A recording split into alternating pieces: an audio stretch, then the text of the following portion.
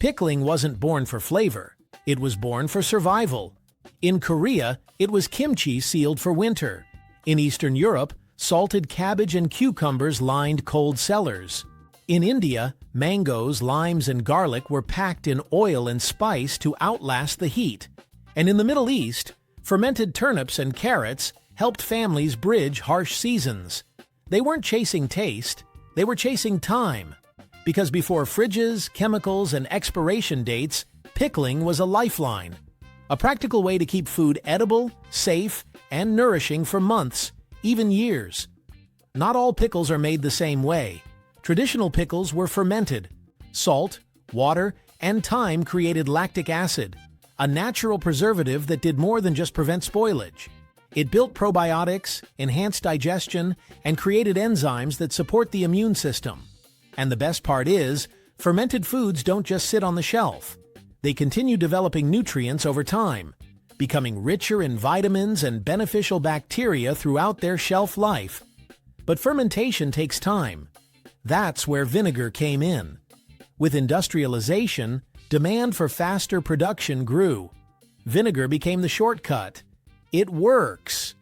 It preserves food.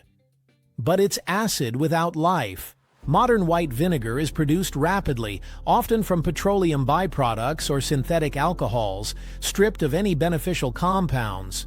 To keep pickles bright, crisp, and long-lasting, companies add sodium benzoate, linked to inflammation and allergies in some studies, potassium sorbate, generally safe but not ideal for regular consumption, artificial coloring, to make them look fresher than they are, often derived from petroleum. Despite a longer shelf life, vinegar-based pickles offer no probiotic benefit. They're sterile, dead food in disguise. So what's the difference between fermentation and preservation? Despite a similar goal, keeping food safe, they're fundamentally different processes. Fermentation is biological. It enhances nutrition. Vinegar preservation is chemical. It halts all microbial life. One supports your gut, the other just fills the shelf. Across the world, fermentation took different forms, shaped by local climate, ingredients, and customs. In Korea, kimchi was stored in earthenware pots buried underground, keeping it cool and active through the harsh winter. In Japan, tsukemono were pressed under stone weights, drawing out moisture and encouraging natural acids to form. In Eastern Europe, brined pickles fermented in oak barrels or clay crocks, often flavored with garlic and dill. In Russia, sauerkraut rested in giant wooden tubs, topped with cloth and stones. In India, sunlight helped power spicy, oil-based pickles, often kept in large glass jars, to mature slowly. In the Middle East, pickled turnips, carrots, and cauliflower gained their color and punch from beets and brine. Fermentation was guided by instinct. Families passed down techniques, from what kind of salt to use, to when a jar was ready. And the conditions were just right: stable temperatures, cool storage, no need for electricity. It was seasonal, communal, and often sacred. Pickling began in cellars and clay pots. Today, it's a billion-dollar industry. In the US alone, the pickle market is worth over $12 billion and still growing. Around the world, companies bottle everything, from classic cucumber spears to neon-colored spicy mixes, kimchi, sauerkraut, pickled eggs, mangoes, garlic, even pickled watermelon rinds. But this transformation didn't just happen overnight.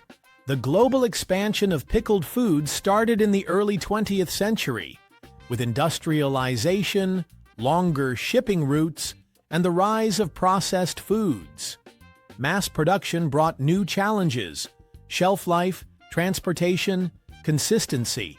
So producers replaced traditional fermentation with vinegar-based preservation. Faster, easier, cheaper.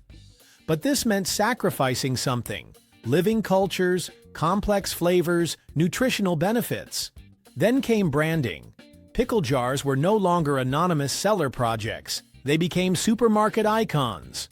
Logos, mascots, and crunch factor guarantees replaced family traditions. Today, pickles are trending again, but differently.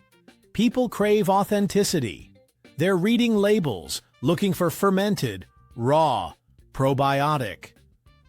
Craft pickle brands are on the rise. Small batch fermenters sell at farmers markets and online shops. Some even offer subscription boxes, fresh pickles delivered monthly. In many countries, pickles are now part of festive offerings. In South Korea, kimchi is prepared in massive family batches before winter and sold commercially in dozens of varieties. In Japan, tsukemono are given as gifts during New Year celebrations. Across the Middle East, spicy pickles are essentials at weddings and feasts. Restaurants have embraced pickles too, not just as garnish, but as signature. Chefs create custom blends in-house. Pickled onions, beets, carrots, and garlic are now highlights, not sides.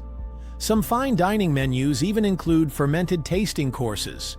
There are pickle festivals, pickle-flavored snacks, even pickle cocktails. What began as preservation is now a trend, a business with global reach. What began as a method of survival, a way to keep food from spoiling in cellars and clay pots, has become a story of science, culture, and reinvention. We tried to make it faster. We made it brighter. We made it last longer. But in doing so, we lost something. Now the world is turning back. Back to fermentation. Back to flavor. Back to life inside the jar.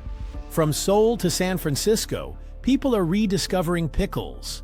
Not just as food, but as a connection to ancestors, to seasons, to real taste.